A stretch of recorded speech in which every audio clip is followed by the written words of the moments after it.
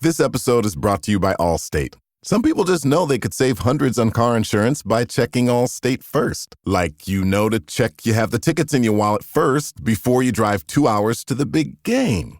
Seriously, you had one job. Now the closest you'll get to the 50-yard line is parking lot D. Yeah, checking first is smart. So check Allstate first for a quote that could save you hundreds. You're in good hands with Allstate. Savings vary. Terms apply. Allstate Fire and Casualty Insurance Company and Affiliates. Northbrook, Illinois. Earning your degree online doesn't mean you have to go about it alone. At Capella University, we're here to support you when you're ready. From enrollment counselors who get to know you and your goals, to academic coaches who can help you form a plan to stay on track. We care about your success and are dedicated to helping you pursue your goals. Going back to school is a big step, but having support at every step of your academic journey can make a big difference. Imagine your future differently at capella.edu. Hiring for your small business? If you're not looking for professionals on LinkedIn, you're looking in the wrong place. That's like looking for your car keys in a fish tank. LinkedIn helps you hire professionals you can't find anywhere else, even those who aren't actively searching for a new job but might be open to the perfect role. In a given month, over 70% of LinkedIn users don't even visit other leading job sites. So start looking in the right place. With LinkedIn, you can hire professionals like a professional. Post your free job on linkedin.com/achieve today. You're listening to Saucepans and Sidesteps. Hello and welcome to this week's edition of Saucepans and Sidesteps. Joining me, Big M, as always, is the one and only Catboy, Mr. Huw Griffin. How are we, my friend? Good evening. Good evening, Mark. I'm not Catboy this season. Catboy was last season's nickname, but I haven't found a new nickname yet. So I don't blame people for still calling me Catboy until I find a new one. Well, come on, bud. Your Twitter name is still Cat. You know, there is but without letting, I was about to say without letting the cat out of the bag. That might not be a long-term arrangement moving into next season, but all should be revealed. For all your listeners, my face is shocked. So, well, for every listeners, I need to reintroduce you, the host of the stunningly successful, taking the internet by storm, Super Rugby Company podcast, absolutely drowning in views on YouTube. Sensational, mate. Well, I've always said it. I've said it every single week on this pod since it started. The community is what the people want, and we finally got our way to giving them a little bit of a full podcast. So yeah, if anyone is interested in your SRC clubs, your Llandovery Quins, and obviously all the other ones from the other parts of Wales we don't really care about, then give us a listen. Do we count RGC as one of ours? We haven't traditionally. Do we need to change that? Well, they're on their own. Like, we've got one academy boy with them, and he's a Bethesda boy, so he's not a West Walian. He's a little bit like George North was. He is a proper GOG. So, I mean, I think RGC is his own region without having a professional entity. Right. Okay. Maybe we'll vary that depending on whether they win or not. Well, it depends who they win against, because I'm not happy with them this week. And well, exactly. Anyway, less of the promoting all that. Then we'll talk about the community towards the end. Yeah. Okay. So first up, we had a little game out in Italy. I mean, I much better than last season. That's the first thing I'm going to say. Much better, but it hurts as much as a loss, if I'm honest with you. I couldn't speak for a good 30, 40 minutes after that game. I was like, well, we done so well. We deserve to win that game. Why? Oh, Chris. Yeah, I mean, I'm happy overall. Defense was much improved. I mean, especially on our own line. Yeah. Few things to work on that will come in. But yeah, overall, it was a really good game. Too many tries chalked off for silly reasons like being in touch. I mean, who does that? So, what did you make of it, Bat? Yeah, well, like you said, I mean, that there was I think a lot of Scarlets fans were feeling very conflicted after the game, because normally we'd be saying leading with 2-3 minutes to go, whatever it was, need to be seeing the game out. But on the other hand, the performance was so much better than any performance last season, including the wins over Cardiff, the wins over Dragons, what have you. That performance that we saw against Benetton was better than anything we saw last season. So you kind of take it. We'd all have taken it. We'd have all have taken a 20-all draw towards the end. Oh, Mark's shaking his head. Mark's like, win or die. Win or die. But it was what shocked me was Benetton kicking the ball out at the end. Them saying, "No, we've had enough. We could basically concede." I know, massive, massive cop out. And come on, you've just scored to level the game. Surely you've got a bit of confidence in your veins at that point. Let's bloody go for it. No, I mean, you'd have thought they'd at least given it one try. Just let's give it a boot and see what happens. Because obviously, did we kick short for the last one? Yeah, we think we kicked short, and they just got rid of it as fast as they could. It was disappointing. I'm not gonna lie. You like that grandstand finish, and they really didn't give it to us. Yeah, well, I think we broke them because in the first half they were turning down the three and going for the corner every time, and they got no joy out of that at all. So in the second half they started kicking for the three. I was like, cowards, pathetic. Yeah, well, it's what good teams do. They make you rethink your game plan, and like I said, that's exactly what we did. Exactly. So let's just talk about the team that was put out to face Benetton. Yeah. So what was it? It was Kelmsley, Van der Merwe, Marnus, yeah, and Sam Wainwright. So Sam Wainwright is what? All things being equal this season, Sam Wainwright, fourth choice tight head? Until we physically see Holtz, I'll put him as tied third. Holtz could come in and be absolutely amazing and smash him out of the water. But until I physically see that myself, I'm not going to judge someone on the highlights reel. Yeah, it should be said that Sam Wainwright went off injured himself against Leicester. So we were like praying. It would have been Gabe Hawley playing a full 80 with no one on the bench if Sam Wainwright wasn't fit. No, don't get me wrong. We do have plenty of stock in the academy, but that's exactly what they are. They're academy and prop, especially tight end. That's not somewhere you want, probably even a young 20, maybe even 21-year-old getting some of his first minutes against an actual almost international class team, because that is what Benetton are. They've got more internationals than quite a lot of teams.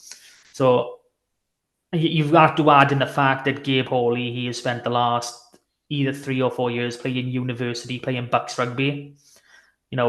His first actual senior men's game, supposedly, I have to say that because they've got no evidence otherwise, was against Carmarthen Quins. So, he's only played in 2 senior men's games, and he was expected to come off the bench if needs be. That is a massive, massive ask. Yeah. We'll skip talking about the rest of the pack because we're going to talk about the pack loads in this game. So the big news when the team was originally announced was Johan Lloyd playing 12. It ended up not happening because Sam Costello pulled out poorly before the game. But what was your initial reaction when you saw that Johan Lloyd was going to play 12? That because Johnny Williams was on the bench, remember? Yeah, I mean, my first reaction wasn't Johan related. It was more Max related. I know we're going to talk about it more, but Max is still very young, and obviously his defense hasn't been properly tested at 13. So I was thinking, well, Johan's not exactly known for his defensive abilities. Okay, Costi is. So we've got a 10 that can defend, and then both our centres. In professional terms, you might call him a bit flaky. I did think that we could, if he'd have been fit, I think we could have seen Sam defending at 12 a couple of times. I'll be honest, I thought we were going to see one of our back rowers drop out to the line and come in to the centre channel for obviously not the same one the entire game. That might be a bit too much, but they would rotate around. I didn't think they were going to let Johan and Page defend that centre channel together on their own. Yeah, and then in the back three, we're going to talk about this a lot more in detail, but we saw the back three that we saw against Leicester, which was Rogers, me, and Blair Murray. And then on the bench, with Sammy dropping out, we saw Charlie Titcombe come in. And like I said, Gabe Hawley, Sam O'Connor, who you're a big fan of, we'll talk about him in a bit. Ryan Elias was on the bench as well. He's coming back from illness. So it was, we've talked about how we think our squad is in a pretty good place, but it was pretty close to a bit of a skeleton crew that we put out, wasn't it? It was Yeah, nowhere near full strength. no, we're not near full strength. Like that 15, there's at least, one, two, three, four. I mean, maybe five players that we would swap into that 12 starting 15 if we had them all available. But yeah, I mean, the injuries we've had at centre really haven't helped, which has, allowed for, the Max and Lloyd pairing to even be thought of. So what I class as 4 frontline centres. So we got Eddie James, Johnny Williams, Joe Roberts, and Johan Nicholas. They're the ones I class as our 4 frontline centres. And for the fact that Johnny Williams was still, a semi-doubt going into the captain's run, it is a little bit worrying. Like, obviously, he's played a full 80, so, well happy with that. But yeah, it's not a great start in the season when you've got, key injuries, Sam Costello, Archie Hughes.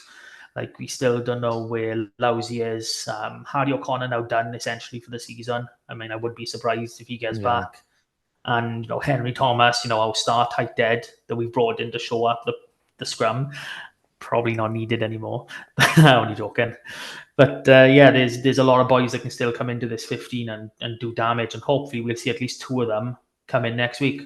Yeah, fingers crossed. So let's talk about the actual game itself then. Talk to me about the pack performance in this game. There's so much to talk about in this game. And like I said, completely different beast to what we were last year, even with Costello missing. Talk to me about what we saw from that Scarlets pack against Benetton. We saw everything. And I mean, absolutely everything. Everyone chipping in with tackles. I mean, the amount of tackles these boys put in is no one's business. I know that's down to possession we had, etc. But, what was it? Douglas came up with almost 30 tackles. Yeah. Sam Wainwright put in 18. He's never been known for, I'll just tackle. But that's literally what he did all game, which was outstanding. And then when we come to the set piece, I mean, so beautiful. So beautiful compared to last season. I mean, 100% scrum, 100% line out, and, winning one against the head and stealing a line out. I don't think we could have asked any more of anyone. I mean, I can break it down to individual players and go, well, I want to see the likes of Matthias and Sam O'Connor carrying more, but that's a personal preference. In that game, they did everything they were asked to. They did everything they needed to. I mean, I can't really... I can nitpick if I'm going to be critical, like we're critiquing, I don't think we saw the best of Plumtree or Fafita in attack. I know Fafita, made that nice little break which got choked off, but I don't think we saw either of them, their normal illustrious selves, making those half breaks, getting their hands in behind, looking for the offload. That game was, 90% a defensive effort from that pack, and they smashed it out to the park. No pun intended. They were industrious.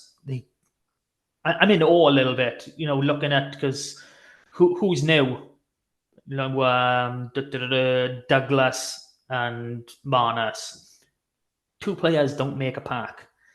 That's 75%. Jared Taylor as well is the first time we've properly seen Jared Taylor. I mean, he did have a couple games last season. He had one half against Munster, I think. I can act if I'm quick. But I'm never quick. I always take my time with things. I'm lazy like that. So yeah, Jared Taylor. Let's find out where he was. I'm singing along now because I'm trying to kill time. So yeah, he made 1 start and 3 appearances off the bench. So he did come into the squad late. I think it was February, was it? He did, yeah. He joined mid-season. He is kind of like a new signing, really, because we didn't get enough of him last season when we pulled him in for the run-in. We pulled him in to try and give us a little bit more, in those last few games. Not convinced the 7 is his best position. I always thought when he Not a came in, traditional open side, I don't think. So his stats were 80 minutes, 23 meters, 21 out of 22 tackles. We made a load of tackles. I think we made like 200 tackles in this game. In fact, let's 210, I think it see if I was. can find it. Ooh, pictures. Yeah, you're in the way. I'm showing people top 14 now, which I don't want to do. Damien Penault, what's going on? We're Is he signing him getting next slide season. tackled? Yeah, no, we're signing him next season. Um, I'm going to get a bit darker now because I've had to unplug a light to put my laptop back in. Right, so here we are then. So these are the stats from the game. So in terms Audio of, listeners, it's up on the screen. yeah, so this is more of a YouTube thing. So set plays, as you said, 100% scrum win, 100% line out win, 10 line outs. We stole the line out as well, stole one of their line outs. Like you said, Mark, can't go much better. If I go now down to defense, we talk about the intensity in the defense, 210 tackles at URC level. That's mad. That's an incredible number of tackles. That's gotta be up there in at least I gotta say easy top 10 most tackles ever made because we see high numbers, 150, 160, fairly regularly when there's a bit of discrepancy. But yeah, that's insane, and a 90% success rate as well. Those are Yeah. good numbers. And there was a hunger and desire about the defense that we didn't see last season. I think, do we have to give it up to Jared Payne, who's now looking Yeah, after the defense? well, we said back, what was it, Christmas, after Christmas, we saw a bit of change, and he's had a good off season with them now. I think what he is doing is actually bearing fruit, and Mm. what a surprise he is an actual defense coach. But yeah, we brought him in as an attack coach, for his defensive work is unreal. Yeah, and then kicks, a lot of kicks in this game. So Benetton are a kick high team. They kick one of the most out of any of URC team last season. So kick is one of their core strategies. Look at us, 36 kicks. That's a lot of kicks, especially at club level. So I kick to mean, pass ratio was 1 to 2.9, which yeah. is a So bit of it's a number that is like contextless, but take my word for it. For the Scarlets, this is one of the most kick heavy games that we've had, probably more than any game last year. okay, I want to make this a little bit more clear. We had, I think, 39% possession. Benton had 61. So they only Sorry had now. 39 kicks. Yeah, 39% possession. That's So crazy low. Most games are 45, 55. yeah. So for a kick heavy team with 61% possession, kicked 39 times, with less than 40, we kicked 36. That's a hell of a lot of possession when we didn't have much. Yeah, absolutely. Ton set plays, attack, only 79 carries, but 224 meters from 79 carries is not to be sniffed at. That's close to 3 meters post contact meters per carry, which is pretty good. If you look at Benetton on the other hand, now it's distorted a bit because Benetton were attacking on our line a lot, and you don't get many carries off like goal line defense, so that kind of skews it away from Benetton. But 163 ball carries, 221 meters. We're not limiting a team like anything close to that last season. No, I mean, if they got less than probably 2.5 meters, I think we would have been having a decent game. Yeah, So, single figure penalties as well. 9 penalties. We yeah, That's not much to write home about from other teams, but for us, that's really good. I mean, 10 is always the target. I mean, I think they say it in any professional game. If you get your penalties in single figures, you're doing something right. I'm not sure if that's actually accurate, just because I thought Alex Craig gave away about half a dozen himself. Well, yeah, I mean, maybe. In fact, I can tell you that now. I know he gave away at least three because they were all on our own line. I'm pretty sure they've only got him down for one by you. They might do. I'm using Robbie Pass, and they're not the most reliable, I'll be honest. Discipline, penalties conceded. Max Douglas, 2, and then no Alex one Craig else more one. than 1. So there you Yeah, go. that's There's the stats. I don't want to linger on this too much. no, 3 tries to 2, but not really. We technically we scored four. well, we did score 4. Yeah, that's right. We need to. Carwin is already, right. Blair Murray has scored 2 tries in this game. It's just they happen to be disallowed. but he did score 2. So that's 2 out of 15 so far. Right, let's talk about some individuals then. So Who Jared we Taylor, go? we talked about his stats. Obviously, he scored the try as well. I can't believe that ref didn't do that. Like the TMO, like had to call him in. This was such a typical case of the Scarlets have scored, better call the TMO. So many times in this game, and like you saw the replay, and the TMO was like, "Mate, you scored a try there. You want to reward this, but." Yeah, pretty simple stuff. I mean, can kind of get it from the ref's angle. He can't see the ground in, but I'm pretty sure your touch judges are there. Yeah, I'm pretty sure there's a massive thumbs up to him, and he was like, "No, I want to check it." yeah. Matthias, we've spoken about 100% scrum success. Most of the time when it comes to this discourse about Kamsi Matthias on Twitter, it's coming from a certain other group of fans. But for the life of me, I can't find any of them online this week. No, I mean, Matthias is an absolute animal. He is still a baby in prop terms. He literally turned 25 2 months ago. You know, he played a good chunk of last season injured, and then obviously the time recovering because your props, if you got a niggle or you're coming back, it can take a good couple games to get your rhythm going. So having him fully fit as it's gonna, I think it's gonna blow people's minds. I mean, what he did towards the end of the 22-23 season when he got his name into that Wales squad, when he showed how good he could be.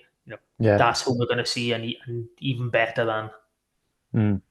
Max Douglas as well. We need to talk about him a little bit because all the people giving it that before this season, Scarlets have signed another show pony second row who's all flair and no grunts. How's this for grunts? 28 tackles, 6 line out takes, 2 dominant hits, part of 100% line out, 100% scrum. Where's your grunt? So, Mark, you're a prop, right? Tell me about the difference a good second row makes to a scrum. Okay. It will depend, obviously, whether you're loose or you're tight and who you've got behind you, because it's little things can tweak in a scrum, and you can just turn it from the best into the worst, and from the worst into one of the best. So you look at Douglas's physique; he's very similar in stature to Craig. So he's got nice, really wide shoulders and the bulk to go behind it. So when you are crouching down and you've got that support behind you and you can feel it, and then that will come through it can't be overlooked how more comfortable that can make you, how much more at ease you are knowing where you're going. And I'm assuming they've worked a lot on the scrum because of some of the issues that we have had. Once you get in time, with your locks, once you get, your actual pushing, if you can push together, because when you look at a community level, you see it all the time. Even when you look at a pro level, you see it quite often that not everyone pushes together. They're all slightly staggered, and it seems as though they've got the unit in working together in unison when they're making that hit, when they're holding that shove. So having someone like Max Douglas up your behind is, when you got Craig the other side of him, I mean, that's outstanding. Much, much different from having the likes of Sam Lousy and Fafita together. I mean, you'd feel a lot less comfortable having those boys. Yeah. So it's early days, but a little bit more relaxed about Alex Craig potentially leaving if Max Douglas continues in that vein. But now we've got to talk about him, Mark. The player that everyone is talking about after this game is a certain Max Page. So the Welsh under 20, we talked about him loads in the build-up, and he got his opportunity at 13, which, we debated whether that's his best position. But if I just tell you his stats, 80 minutes, 74 meters, 12 out of 14 tackles, which is fucking impressive. All right. Oops, sorry. Apologies for swearing. Flipping I wouldn't say. impressive. 12 out of 14 tackles. 5 defenders beaten, more than anybody. Only 3 carries, which is not as many as you might think. Although, to be fair, outside centres don't touch the ball very much. So it's unusual for outside centres to get high number of carries. 2 line breaks from his 3 carries. 1 pass, 1 try, 0 turnovers lost, 0 penalties conceded. And they've got his try here. Objectively a good game. We have to praise him, don't we? Yeah, he did have a good game. Like I said, that was his first competitive start at 13. Yeah. You know, our first start as well. That's what that makes it even more. And he'd been playing wing for Llandudno last year. He didn't play in the centre for Llandudno. Yeah, he played an odd game. I think he played 12 as well at some point. He has been moved around, but I think that was all part of his development. They want, when you play in the back, well, when you play anywhere. So if you're a 13 and okay, you go play 12 now, you know where you want your 12 to be. You know things, so you can kind of adapt yourself around that. Same as if when you play wing. That 13's telling you it's learning those little things, which I think is what they did at Llandudno with him last season and what I'll expect them to keep doing. As he did play really well. I can't knock him for his effort. He really wants it. And, even if we go back to the end of last season, he's got all the raw materials, to make it. No, and I wouldn't have been surprised to see, Gatland call him up in the summer because he is very fast. Scrum Fire's already picked him for a call up in the autumn. Have they really? Apparently, I'm told. I did it first. I don't think he's ready. I'll openly admit that. But we said in the summer, didn't we, that Gatland's got a history of calling up guys early. Look, he's got pace, he's got footwork. I mean, look at the footwork for this. Stepson, man. It's like a perfect solo effort, isn't he? He steps someone, he burns someone from pace, and he hands off someone. So he does it all. Yeah, I'm not going to call that a solo effort. There's no way you're ever going to get me to call that a solo effort. All right, well, we'll discuss that beforehand. We'll discuss that more in a second. But when Joe Roberts and Eddie James are back available, where do we see him featuring this season, positional wise? Positionally, I think we're going to see him a lot more on the wing. I don't think he can break into that centre partnership. Any of those three. I mean, he's got more X factor than Johan Nicholas. There's no doubt about that. He doesn't have the same looks as him, but he's 19. He's not going to. No one's going to have that sort of rugby intelligence compared to someone who's 7, 8 years older. Looking at his stats on their own, yeah, they're brilliant. You couldn't have asked for much more. I've seen Max since he was playing RAG 18s. I know we've got other boys involved who have seen him since he was even younger. And some of the issues where when you really pick at a player, go, okay, where the faults here? I mean, he still plays a lot more like an individual. Like we saw that with him, bolting out to the line for intercepts. Now, he might have been given the freedom for that, but I don't see many 13s being given, the recourse to bolt out of a line, maybe take a step or two to see if it's on. But he just legged it, and I think it was a point before either the first or second try we conceded. He made the tackle over the line, and he didn't even get back onto his feet before the ball had gone wide again. He was quite slow, so I think that intensity is going to give him, he's going to have to get used to it. I think that's something he'll have to adapt to. And yeah, I mean, if you look at his younger years, like there's issues with his decision making, which people have pulled up on before. So, when to, give the pass, go on your own, etc. So I think we maybe saw a tiny bit of that with the line break that didn't end in a try. Probably stepping and going for the line himself rather than running towards where the support was. But this is a young kid. He's come on leaps and bounds in the last year. This was an incredible performance for your URC starting debut. So credit to him. I hope to see more. But the issue we have now is Ellis Mee has just pulled a banger out of his pocket. Yeah. Just before we talk about Ellis Mee, so Ellis Mee gets the try assist for the lovely soft hands, but that pass itself reminded me of something, and I realised what it was. So again, this is one more for the YouTube viewers. So I've got here, queued up next to each other, it's this split screen between Max Page's try, which is at the bottom, and Joe Roberts' try against Munster. And it's one's off a line out, one's off a scrum, but they're the same move. If you watch it, with the pullback and then the flat pass, and then the 13 finishes it off.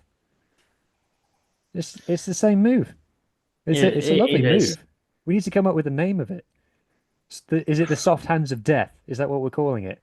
Soft hands of death. Yeah. That works actually, because Eddie James giving that pass, to Joe Roberts in that Munster game. We raved about that, and now we've seen Ellis Mee, another kid, 20 years old himself. He might be a giant. He might be a tree, but he's still a young kid, and being able to put someone into space, that's not passing. Anyone can pass. Anyone can do a little pop pass. Yeah. Getting that time in to put them into space, that takes time. That takes work. That is an elite level skill. That if you can execute it more than you don't, you can go places. Yeah. Tell you what, mate. The more I watch this Joe Roberts try, the better it gets. It's a phenomenal try. Look, if you watch it, the replay is going to start again in a second. He's got to score it again. Go on, Joe. Yes. Right, watch. He gets it on the 10-meter line. He gets the ball on the 10-meter line. He's got bloody miles to go. Is it playing on your end? Because I'm not seeing anything. Is it not playing for you? No, it's stuck on 5 seconds. It is, but I'm sorry. Oh, no. I hope it's been working. Yeah. I think what happens with the Joe Roberts... Oh, it's playing now. It's playing now, okay. There we go. So, yeah, you see him pick it up on the 10. He breaks through the first tackle, just glides past another. He time travels to the Paris Olympics, goes on the gymnastics floor, time travels back, and then he just dots the down ball over the line. That is... So I love what I love about my favorite kind of set play is a set play that leaves the last guy with still a heap of stuff to do. So the plan is this, right? So Dwayne's come up with this set play, right? And he's gone, right, here's what we do. Ball off the set piece, 9-10, 10 pulls it back, and then inside centre, soft hands, puts the 13 into the gap. Right. And then what? 13, all you've got to do, pin your ears back, run as fast as you can, do one man for pace, hand off another man, step another man, and then ground the ball over the line. It's simple. Right, go do it. I love that. I love, one of my favourite international tries is Andrew Stockdale's try against the All Blacks for Ireland, where they do the flashback to where the line out was, and then it's all you have to do, Andrew, is chip the ball over the entire All Blacks pack, run through them, pick up the ball, and then run 30 metres to the try line. That's all you have to do. It's proper box office, isn't it? Yeah, I mean, if we could see stuff like that every week, I'd be happy. I mean, I'm don't know if I'm too happy with you putting it on a public domain for everyone to come and see. Hang on, this is what the Scarlets do. We have to defend it now. So talk about Ellis Mee a bit more, because this is a player who I think we thought would be playing SRC rugby this season, but he caught my eye in the Leicester game. I don't know what it is. Watching a player in person is different to watching him on TV, and he can not do anything, if you know what I mean, in the game, but you still come away thinking he looked decent. He just looked composed, and in this game as well, again, didn't do much arguably, but he just looks right, doesn't he? Yeah, he does. And, to be fair, I think he was subbed off on the 56th minute for Jack Davis, another exciting prospect. I think everything that the Mee did, he did well. And I think that's where we get that, he's contributed a fair bit. The amount of high balls he took, great. I mean, when you're standing at 6'4", catching a high ball as a winger has got to be, in your forte. That's got to be something you pull out your back pocket every 5 seconds. And he did that. And, adding to the fact that he can put players into space like he did for the Max try. There's a good package here. Not sure if wing is his preferred place. I think all three of the back three are fullbacks that we saw. Is Blair fullback? I mean, Well, I they wouldn't have say that thought. he can play fly half. He said in an interview that his favorite position is fullback. So I'd Yeah, say he's a fullback. But playing a back three of full fullbacks is not a bad strategy. I get it. So if I could ask Dwayne a question, I would probably ask him about that. Is we don't really have any out and out wingers in the squad. All of our wingers, I think, can play fullback. So I would be interested to hear Dwayne's view on that. yeah. Does he I want all fullbacks in his back three? I'm looking through it now, and I think, and it's only because I don't know a massive amount on him. I think he and Abraham might be the only person that's a winger. Mm. I mean, I could probably go through a few every team sheets now and find him at 15, knowing my luck. But yeah, every single one of them. Tommy Lewis, he's a fullback. Blair Murray, like you said, Steph Evans started his career there. That's where I liked seeing him a lot in the early days. So yeah, everyone is a fullback. We'll call them back three players. It Yeah, just makes exactly. it It's a easier. back three. It's a revolving back three. Yeah. Anybody else that we need to talk about then? Any other players that we need to call out before we talk about some things that, it was like a much improved performance, but there's still work ons, I think. Yeah, Sam O'Connor coming off the bench, what he did, this boy is 22. So, like I said earlier, young prop. You're not going to get many opportunities at that age unless you are, top draw, unless you do have something about you. Like same with his brother Harry, he was, getting appearances 2 years ago when he was a similar age. So something we saw, I believe, was against either Leicester or against Saracens, where he literally his carrying, he broke the line. He made a massive carry and he offloaded for tries. So he's got that side of him, and he's this new modern age prop, very much like Kemsey Matthias. You see, they're built big. They've got that sort of bodybuilder physique. It's not all weight. There's a proper physique to him. Like if you compared him to your traditional tight heads, Harry O'Connor, Henry Thomas, the day and night in their body shapes. And, that's something we do have in Sam O'Connor. He is very top heavy and he'll be very powerful. So, yeah, I was very happy, with his performance. Carrying to Blotto again. Well, we said last season, I would rather him in that back row. I think he gives us a lot more balance. But, it is what it is. When you got someone that likes surviving for Fafita, you're not going to keep him on the bench every single game. You just not going to do that. And I think that rounds it up for me. I touched on Jack Davis earlier. Great Yeah, prospect. Wouldn't be surprised to see him being that no was fullback. interesting, wasn't it? He didn't get to touch the ball very much, I don't think, but very interesting that Dwayne felt comfortable to bring him on early. I think we agree that we would have seen him if he hadn't had that injury last season. We would have seen him in the URC last season. So, Yeah. um, things for me that I think we need to improve. Something again that we struggled with last season, giving away penalties in our own half. So we're pinning ourselves in our own half a lot. That still is something that needs to fix. And I've spoken to coaches elsewhere, and they said that is something that you do at home. So whether we need to bring in a coach into the training session, and the coach needs to be like hyper sensitive and just pinging us off the park in training until we learn that discipline. I think that's something that the coaches can fix. Yeah, I think in regards to this is your defense coach. So this is okay. We do have a part-time defense coach. The other part of the time he's an attack coach. But just basing off last season, the amount of penalties we would concede and the actual effort, all around it is improved. And I think let's give it this block to see how that goes and what in terms of do we need to get someone on it full time, Mm. but that's just my take on that. Next, so exits. So both of both of Benetton's tries in the first half came from poor exits. One straight up, Cowdor should have got more length on his kick. We turned the ball over in defence, great. Cowdor kicks it, it barely reaches the 22. He needs to go further. So whether he needs someone to crash it up, make more meters, so he's got a better angle, less distance to cover, but your international scrum half needs to be getting closer to the 10-meter line for me.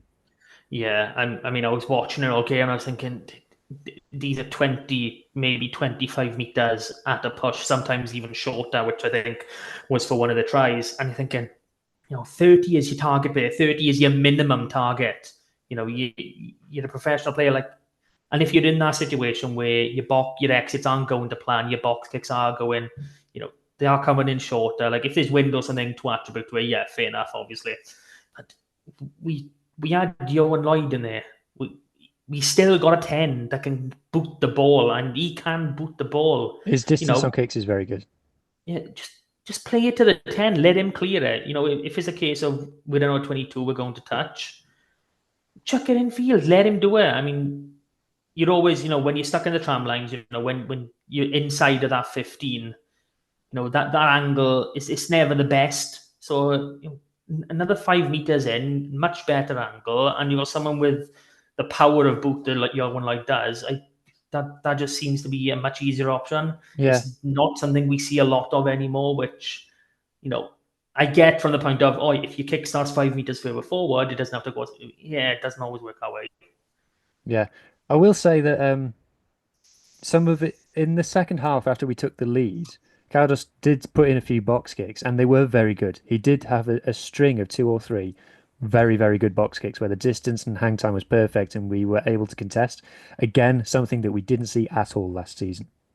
Yeah, well, there's a massive difference between, kicking to touch and kicking to compete. And kicking to compete, he was really good. I will openly admit to that. There seemed to be two sides of that game. He was putting his competing length on his exited length.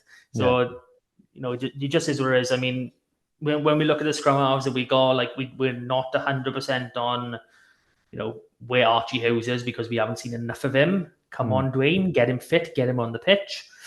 So yeah, losing someone like Kieran Hardy, who basically his forte was to kick and kick for fun, it does have that sort of effect. But Cowdell's class, form's temporary, class permanent. He is where he is because of how good he has been and how many other names he has beaten out over the years. Well, every other starting 9 at a Welsh region currently was at some point second choice to Gareth Davies at the Scarlets. So there you go.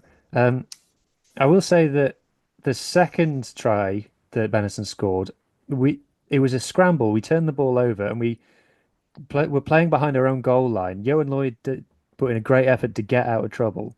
I don't think it was Joe who kicked it. I can't remember exactly, but the distance was good, but it just goes infield. And so I think it was Rhino Smith, or whoever it was, has just got all the time and space to pick what he wants to do and just run it back. So that's one that should have gone to touch. So, I mean, and if we're talking about kicks, I mean, some people may agree with me. People probably want our final penalty. I've looked at the angle. I was thinking, let's go to the corner. Let's go to the corner. Yeah. I know we made the kick and we got to 20, decent lead and all that, but at that point in time, our set piece was functioning. We've already been over once for a maul try. I thought we should be going for the corner, but they had to get a 2-score gap. That's probably my only niggle. Then going in for the attack inside of the game. But Johan did nail it though. He did nail it. This is the thing about Johan is two of his most underrated skills are under the high ball and place kicking. His place kicking is excellent. Very, very, very good. Okay, I need to confirm. Are we calling him place kicking or goal kicking? Kicking from the tee. Goal kicking. Shots at posts, Place kicking is a kick to touch in my eyes, but that's me. But yeah, no, I would always consider Johan's goal kicking to be average, maybe a bit better.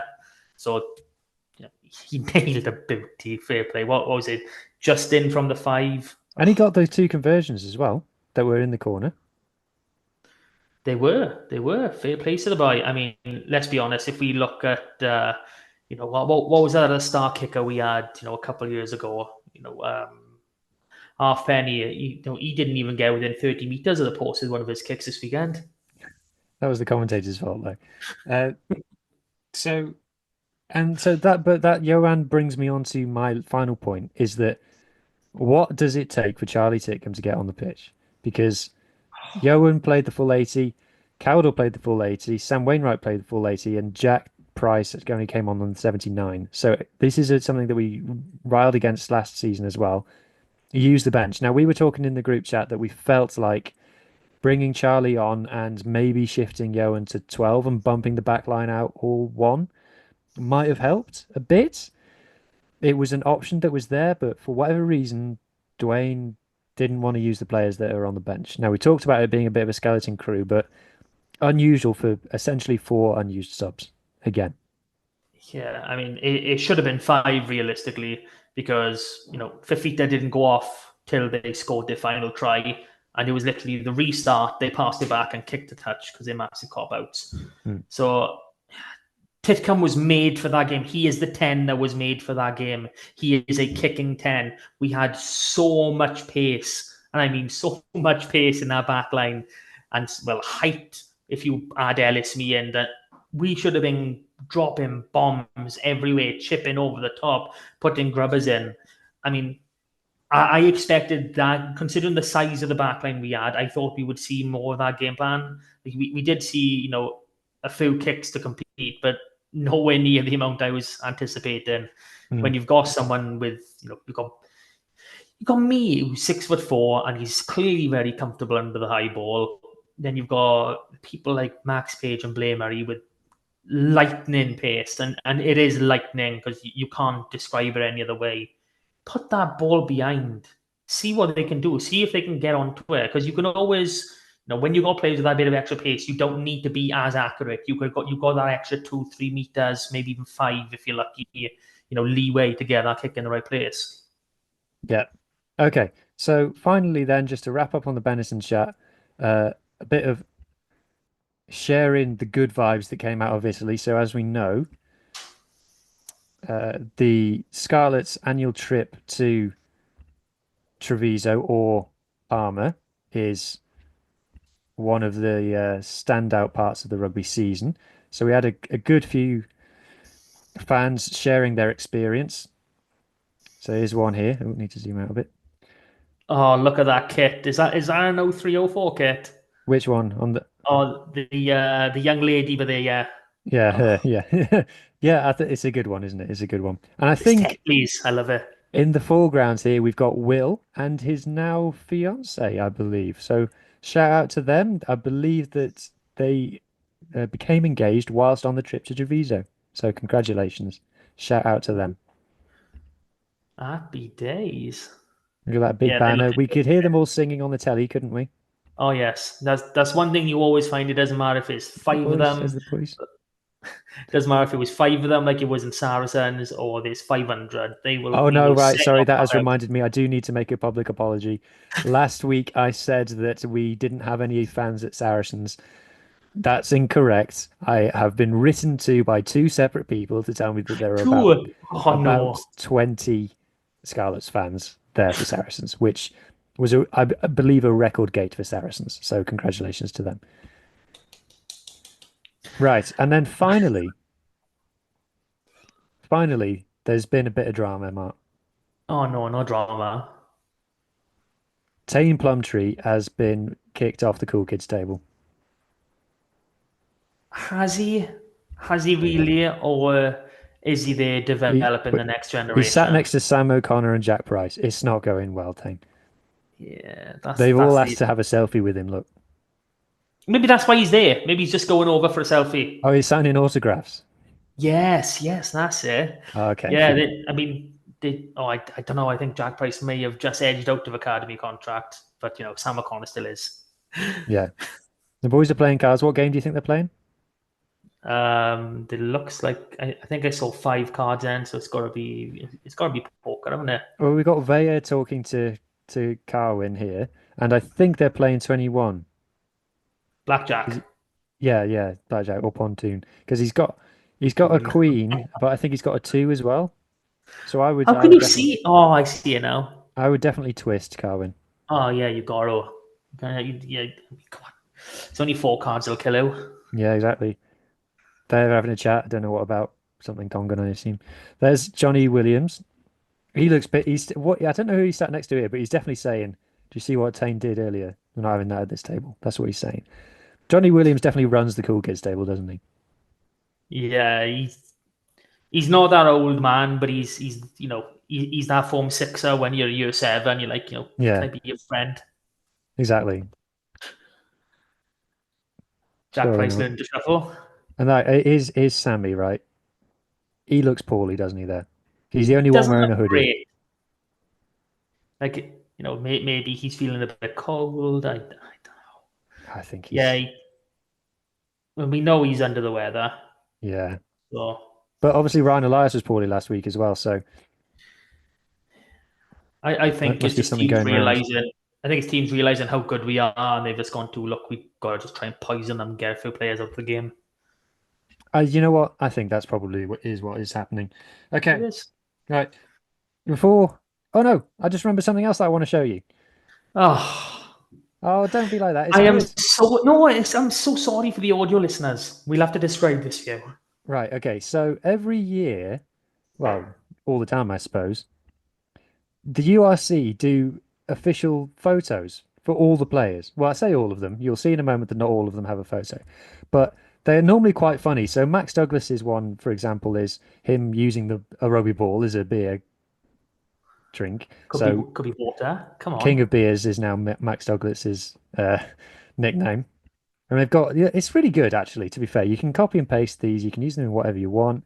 It's got his season stats, he's got his age, his height, 6'7", second row obviously.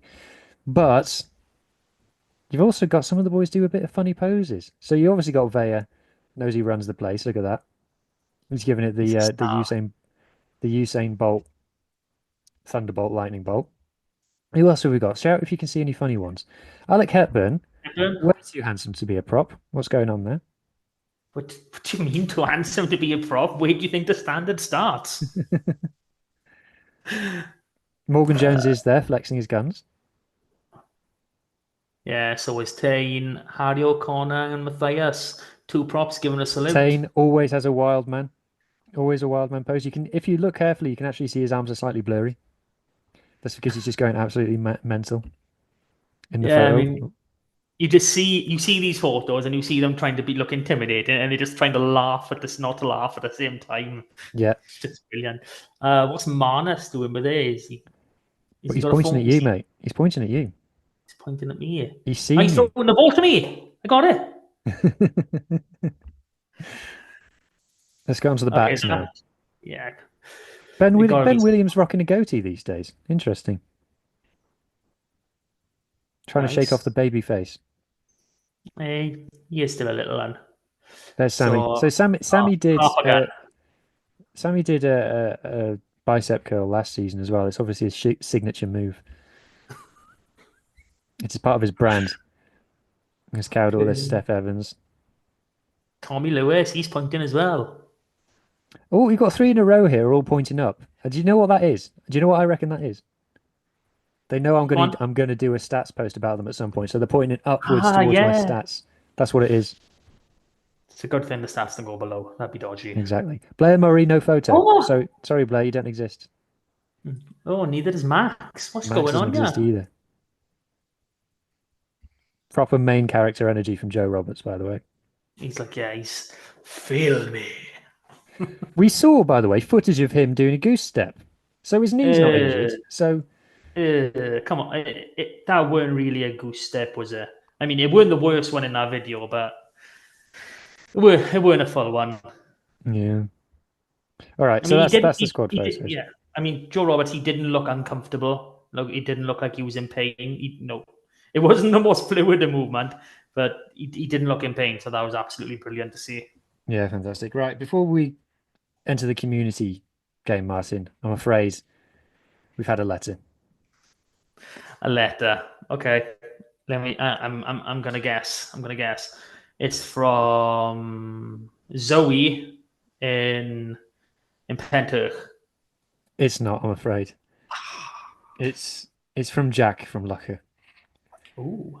It says, "Dear Saucepans and Sidesteps, I was yet again disappointed to see the Scarlets fans talking with so much enthusiasm about their Tongan contingent, which is, of course, an absolute shambles. Why can't you give more opportunities to local talent, proper West Walians like Jack Walsh and Daniel Kasande? Yours, Jack from Lucker. Well, what have you got to say to that, Mark? I don't think the kids would listen. I don't think the kids should listen to what I want to say to Jack. Just do one, but we don't care. You're the wrong side of the bridge. Unless your blood runs scarlet, just go away. You're not relevant. I definitely think that Jack's blood is black, without a doubt. Anyway, let's get on to the good bit of the show, mate. The good bit, the community game is here, and we Can you share the Excel? It's way more engaging when you share the Excel. I do not know. Let me see. This might take us a while now, so please feel free to blame Mr. Griffin for his. Go make a cup of tea. Everybody get comfortable. Maybe a biscuit. Not if you're driving, obviously, would be unsafe. Okay, I'm going to try and share it. Oh. So, have I made it big enough? Yeah. Yay. Okay. So we'll start with the SRC. So Carmarthen Quins going down 24-18 away to Aberafan. Academy boys in their lineup. We had Gabriel McDonald at 12 and Yori Badham at 11. The shock of the round, RGC 28, Llandovery 23. It was a shock. Bitterly disappointed for us. It wasn't a shock for everyone on the SRC podcast. Tune in if you want to know more about these games. Academy boys we had involved in the 15. We had Will Plessy playing 7, Will Evans playing 4. Well, he's a lock. I'm not sure which one he was. And Harry Thomas at hooker. And on the bench there was Jack Jones, who is fly half, full back, however you want him to go. Games this week now. Llandovery are travelling to Ebbw Vale and Carmarthen Quins are travelling to Cardiff. This is the first week of a double header, so these fixtures will be reversed next week. So you get a bite back at that cherry if something goes wrong in this game. Exciting. So down to the Premiership. Narberth losing 19-0 away to Bargoed. It's not a great start for Narberth. Llangennech losing 14-13 at home to Pontypridd. Again, Llangennech have lost both their opening games, but that's a 1-point loss against what is one of the top favourites for this league. That is nothing to be ashamed about. That's something to shout about, to be honest. And then Newcastle Emlyn casually going down 71-0 at home to Merthyr. That's a bad one. Yeah, what's happened there, Mark? Merthyr and Pontypridd, these are the two. Like I even say Neath is probably a level behind them. They are the two front runners for this league. And, you know, in all fairness, I love Newcastle Emlyn, but realistically, you know, the fight is not to finish bottom. So it's not too out of place. So fixtures to this week, Newcastle Emlyn going to Brecon. That's going to be another tough one. And then we've got an all-Scarlet clash where Narberth host Llangennech when someone's always got to go. Into Championship West, Crymych going down 6-26 at home to Gleneath. Llanelli Wanderers picking right back up 31-19 win at home to Kenvic Hill. And then Ammanford, who were really in this game at halftime. I think they may have been leading as well, going down 42-32 away to Tartar Steel. Tartar really come alive this season. You know, they've gone from, I think, losing almost every single game they've played for 2 years or maybe even longer to winning a few. This week now, Ammanford are at home to Crymych and Llanelli Wanderers travel to Gosainan. Division 1 West, Aberystwyth, Pippin Kidwelly 28-27. You know, Aberystwyth looking good this year, fair play to them. Barryport winning 23-19 at home to Pontarddulais. Hendy winning 38-19 at home to Pencloud. St Clair's winning 12-11 away to One Eyelid. And Tenby v Wellinville was postponed because Wellinville couldn't raise a side, which is quite concerning. But, you know, early days, maybe people are still on holidays, same with the referee issues the last couple of weeks. So, fixtures this week, Barryport travel to Aberystwyth, Wellinville at home to Kidwelly at home to Tenby. And then I've got mistakes in there, so I'll come back to that later. I'm very sorry, people. Down into 2 West Central, we got Brynaman lost 25-24 away to Pencoed. A lot of close games going around these days. They are. The way they've redone the leagues and they've shook them up, but there's been a few, you know, teams moving around across, between West Central, West, and I'm sure on the other side as well. The playing field is remarkably level nowadays, which is just great to see. So their game is away to Mumbles, one of those teams that has moved. So into 2 West, Carmarthen Athletic winning 36-26 at home to Betters, Fishguard 44-5 at home to Nancaredig. Whitland still can't win in 2 West, 65-8 away to Lampeter. Lampeter are a good team, but this Whitland used to be one of the best teams, in the region. So something's gone wrong with it. Lacha v Milford was postponed. Milford couldn't raise the side. So again, worrying times, but they have played this season. So hopefully it was just, I don't want to go to Lacha, which, who does? Larne got the bye. Fixtures this week, Fishguard at home to Carmarthen Athletic. That'll be a good one, 2 undefeated sides. Milford at home to Larne, Nancaredig hosting Lacha, Whitland hosting Betters, and Lampert again the bye. Into 3 West now. Cardigan against Ponteberem got abandoned because the referee got injured. Not 100% what happened. What's the point of having linos? Well, because it's 3 West. We're talking 1, 2, 3, 4, the 5th tier, of Welsh rugby below professionalism. This is where one of your coaches is the touch judge. So it'd be a bit unfair to do that. Other results, we've got Llandilo winning 31-15 at home to Cefneithin, Haverfordwest winning 22-27 away to Llangadog, De Croes winning 50-21 at home to Aberaeron, and Tumble coming out in a very close one, 26-24 at home to Am United. Fixtures of this week, Aberaeron hosting Cefneithin, Cardigan going to Am United, Haverfordwest hosting De Croes, Ponteberem hosting Llangadog, and Llandilo travelling to Tumble. We now go down into 4 West A. Llanybydr 24, Langam 20. Gutted for Langam. We all love Langam, but it is what it is. Now, this is a dodgy one because Narberth Athletic against Pembroke Dock Harlequins was postponed, but Narberth Athletic played a fixture, and I can't find any reason for why this game didn't go ahead. So, Neyland then beat Crymych Tyrw 42-16. And St. David's winning 2015 away to Pembroke. Massive win for St. David's. You wouldn't have expected stuff like that even 2 years ago.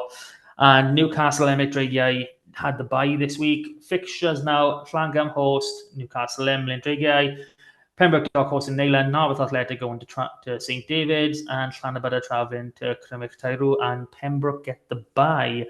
4 West B, Trimsaran keeping the winning start going, 24-17 win away to Fall Bay. New Dock Stars with a massive 91-5 win at home to Pantavannan. Get in, boys. After the shambles of last week's result, biased referees cost us a win by a point. Now we see, with a fair referee, all things being equal, this is the gap from us to the rest.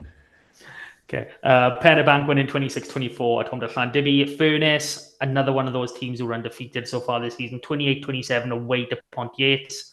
And Tregaron winning 25-22 at home to Binia. Another 3 close games there. Yeah, no, 4 of them even, Fall Bay Trimsaran was a single score game. These are tight. So fixtures in 4 West B for this week. We've got Binia at home to Pennebank, Pontiates travelling to Fall Bay, New Dog travelling to Llandibby, Pantavannan at home to Furness, and Trimsaran hosting Tregaron. That is all the league fixtures we got for you. Now down into the Dewar Shield, they had a week off. So fixtures come in, most likely on Friday, is Carmarthen Schools against Mynydd Mawr, Ceredigion against Llanelli, and Pembrokeshire against RGC West. And that, for me, rounds up the community game. So I need to figure out how to stop sharing now. There you go. So, have I done it? Yeah. Right. Yes, you have done it, Mark. Yes. Okay. I've done it. So look ahead to Cardiff then. I should say, if you're still with us here on Saucepans and Sidesteps, you clearly enjoy what we're doing. So if you are listening on audio, whether that's Apple or Spotify, if you leave us a 5-star review and a comment there, it makes a world of difference to us and our ability to grow the show. Or if you subscribe on YouTube, if you're watching the YouTube version, like and leave a comment. If you leave a comment, we'll reply to absolutely everybody. So thanks very much in advance. Woo! So we're talking into the future now. We're going to Cardiff. Well, we're not going to Cardiff. We're going to the Cardiff game, let's say. Cardiff at the Park. I mean, if we were talking SRC, this would be a 6-pointer. Unfortunately, it's just the normal URC. So it's got to be a bonus point win. I can't see anything else. I don't want to see anything else. So if we lose this, we're not podcasting next week. Yeah, I think we're going to have a week off. You can't lose to Cardiff at home. It just doesn't work, does it? It doesn't fit in with the agenda, especially when you look at the performances of this week. Yeah, I think. Are we favourites? We've got to be favourites at home. I don't think we will be favourites because I think people will big up Cardiff, even though I don't know what's there to big up. People in Wales bigging up Cardiff? I'd refuse to believe it. Well, when it's a derby, they tend to it's either Cardiff or the Budgies. Well, they're only playing us because Bath don't want to play them anyway. But exactly, I feel like we should win. I feel like I'll be very disappointed if we don't win.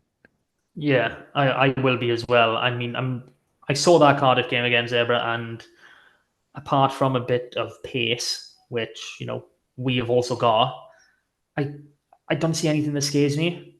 Our performance against a playoff level team away from home compared to playing the bottom side of the league at home, they barely got over the line. I mean, that game goes on a few minutes longer, and Zebra are picking up that win.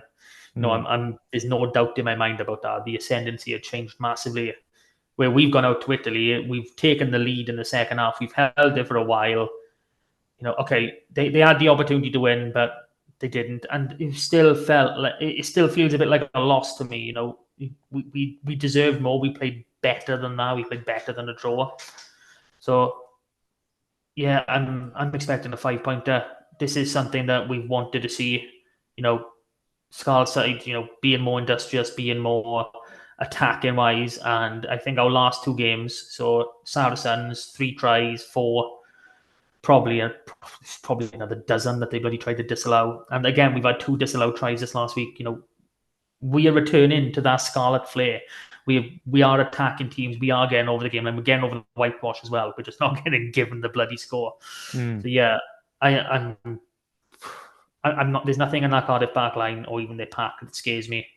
And I've talked to a couple of boys, Cardiff boys. I don't think there's anyone notable that will come into that 15 next week that will really change them. Like, we can talk about Sam Costello and Eddie James both coming back, and we can talk how that will improve us. And I don't. They're under the impression they've got no one coming back ready for next week. So that level team is what we're going to be facing. Yeah, I think it's a good opportunity. Opportunity is the word I use. It's an opportunity for our pack to make a statement. So we've shown the improvement in Treviso. Now it's a case to show where we can be in the pecking order in Wales in terms of where our pack is, because obviously people have the perception that the Scarlets have a weak pack, but if we can do a job on Cardiff up front, then that's definitely something that can fuel us for the rest of the season. So you touched on it there in terms of selections. Where would you like to see selections going for Saturday? Okay, the only 2 forced changes. Sam Costello's got to come back in at 10. Yes, Johan Lloyd had a good game, but Sam runs the ship so much differently, and he's a better game manager than Johan is. There's no issue with that. I'd shift Johnny Williams to 13 to get Eddie James back in at 12. That combination started working really well last season, and I've no doubt it'll work again. I know that does mean that Max Page, misses out, but I would put Max on the bench if needs be. If it is a case of Eddie is ready. Yeah, I've always wanted to say something like that. No other changes to the pack. Well, obviously, we don't know the status of Fafita. We don't. I haven't heard any rumors on it either. No, I haven't heard nothing. If Fafita is out, then Carwin comes straight back in. I'll touch on the bench in a minute because we don't know the status of a few players. But yeah, he is the only that's the only position I would change, and that's if it's needed. If Fafita's not ready for this game, then Carwin comes straight in, and quite frankly, I think that gives us a better look. I think that opens Tane Plumtree up to do a lot more damage in attack than when him and Fafita are there and they're both balancing defensive and attacking duties with each other. Exactly. That our whole thing, for people if anybody's new, our whole thing with Fafita and Plumtree is two phenomenally talented players. Are they in our top three most talented back row players? Absolutely, no doubt. The thing is, they're just like the same player twice, which is not tends to be how back rows work. So if it was me, if I was picking the team, I'd start one, have the other on the bench, bring the other on 50 minutes, and literally week to week, I just alternate who starts on the bench. That's what I would do. It's the position that we found ourselves in where we have two players who are so similar and so close on talents. Yeah, I mean, they are unbelievably similar players, similar in stature, similar in almost anything. I do feel the Fafita is still better than Plumtree if you're looking at them 1v1, but that gap is getting smaller by the day, and I don't think it'll be long before Tane eclipses Fafita as the better player, which he's a young man. Fafita's not getting any younger. I know he's going to be here for a few more years, but I would expect Tane now, as he starts coming into his prime over the next 2-3 years, he starts making those bigger leaps and bounds. So if Costello is free, what would you do with Johan Lloyd? I mean, I don't want to mess around with the back line, but just because I don't think anyone else covers much. Like, if we were to put him at 15 and then Rogers on the bench, he really only does cover fullback. I know he can play wing, but he's not a wing. And then the same with Ellis, me, and Blair Murray. They don't cover enough positions where Johan does. It's that utility tag, which he has unfortunately got, which means I would have him on the bench given the option. I can see the argument for that. I think what Dwayne will do is I think he'll play Johan at 15, move Rogers out to the wing, and I think Dwayne would drop Ellis Me first out of that back three. That's not necessarily what I would do, but that's what I think that Dwayne will do. And then up front, do we know if Henry Thomas is likely to be available? Okay, this is something I was talking about in regards to my bench. We've got a lot of players who we've basically been told they're in full training, but they're just not back today. So, Henry Thomas is on that list. Sam Lowsley's on that list. Josh McLeod is on that list. These players, they might not be back till after November, but the point is they could be back this week. So, until we get some clarity, hopefully, the Scarlets will, put their press conference, news out, pretty early on Wednesday or Thursday or whenever they do it. And, we get to know which of these boys is fit. Because if Henry Thomas is fit, he goes in on the bench. Same as, if Sam Lowsley or when Josh McLeod comes back, they start on the bench. I'm not a big believer of someone who having a tidy injury and then coming back. Like Sam Costello was sick. He was ill. It's not a case of he hasn't played rugby in ages. He can come back in. Eddie James only missed last week because concussion. He played the 2 weeks before. He can come back in. Henry Thomas, he literally has had 2 minutes. 2 minutes of rugby. That's it. So he'd be coming back on the bench, and then the same with Lowsley and McLeod. They haven't had any rugby. You see, we just need to go 6-2 split, don't we? Our squad screams 6-2 split. Oh, it does. Unbelievable. The only problem going with a 6-2 split is who do you sacrifice? I mean, at the minute, if we're not going to play a scrum half, I mean, I'm sure Johan Lloyd or Sam Costello would willingly play a scrum half. Well, we have to have a scrum half. So it means that one of Tom Rogers, well, if I was picking the team, it would be one of Tom Rogers and Max Page not making it. And at the moment, it would be Tom Rogers who unfortunately would have to drop out of the 23 based on what we've seen so far. Although I will say that Tom's numbers, according to Rugby Pass, were extremely good against Benetton. But it's one of those where the numbers and eye test didn't necessarily match up that much. Yeah, I mean, I know we've spoken about this for well over a year now. And when Tom Rogers a few years ago, he had the world at his feet. I expected him to go on and be a proper mainstay in the international, even potentially as a lion, probably not a test lion, but being in that fight for a touring squad place, definitely. And he just has not kicked on. And yeah, I want to say he's a solid player, but I think that's all it is. I wish, I want him to prove me wrong. I want to see the player I thought he would be a few years ago. But yeah, it's just I want to say the word unfortunate, but he's still only 25. He's still got at least another 6, 7, 8+ years in the game left. So, anything can happen. Agree. So are we on to score predictions then? Score prediction. I haven't actually thought of a score prediction. I just know it's a bonus point win. So I'm gonna throw the ball to you. 1 sec.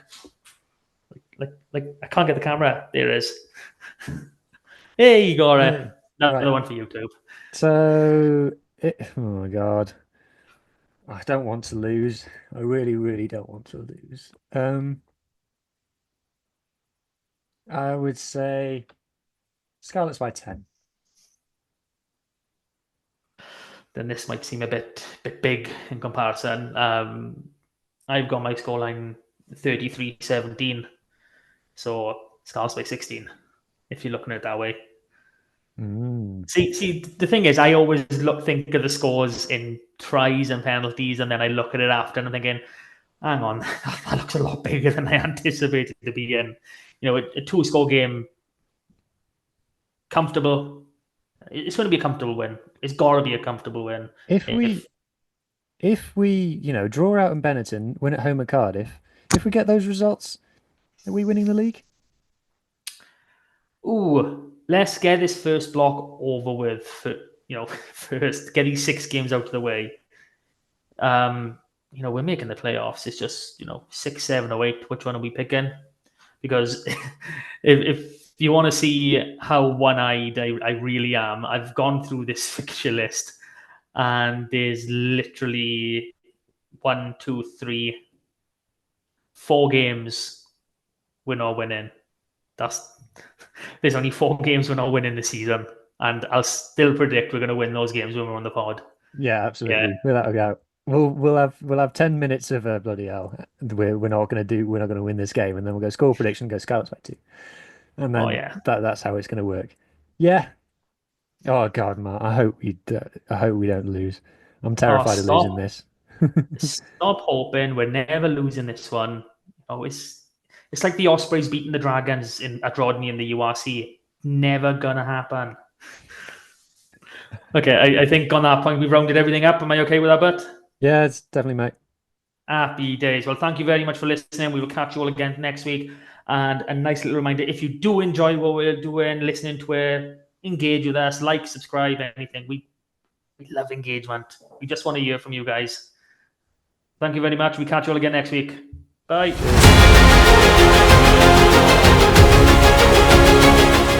That was Saucepans and Sidesteps. Please rate, review and share on socials if you can, and join us again next week for more of the same.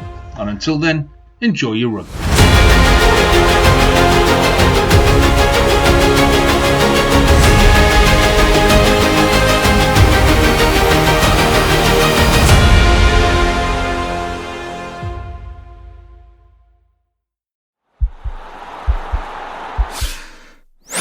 This podcast is part of the Sports Social Podcast Network.